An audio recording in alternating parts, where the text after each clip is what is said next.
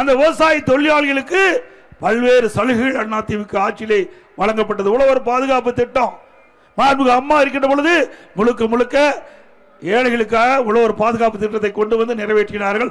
அதிலே பல்வேறு திட்டங்களை செயல்படுத்தப்பட்டது. அதனால் ஏழைகளுக்கு நிறைய நன்மைகளை கிடைத்தது அந்த திட்டத்தின் மூலமாக. அதோட பசு வீடுகளை கட்டி கொடுத்தோம். விலையில்லா கரை மாடு, விலையில்லா ஆடு, விலையில்லா கோழி. அதுபோல கிராமத்திலிருந்து நகரம் வரை உழைக்கும் திறனற்ற முதியோர்களுக்கு, அந்த தகுதியானவர்களுக்கு முதியோர் உதவித்தொகை 500 1000 ரூபாயாக உயர்த்தி கொடுத்த அரசு அதிமுக அரசாங்கம். இன்றைக்கு தமிழ்நாடு முழுவதும் கோரிக்கை வந்தது.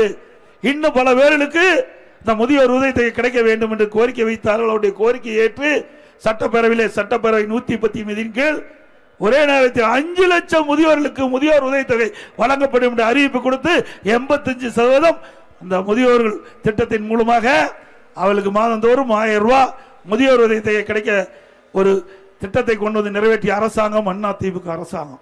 இப்படி கொடுக்கப்பட்ட வாக்குறுதி நிறைவேற்றப்பட்டது. அந்தந்த காலகட்டத்திலே மக்களுக்கு ஏற்படுகின்ற பிரச்சனைகளை தீர்க்கப்பட்ட அரசு அதிமுக அரசாங்கம் என்பதை நேரத்தில் சுட்டிக்காட்ட விளைகின்றேன்.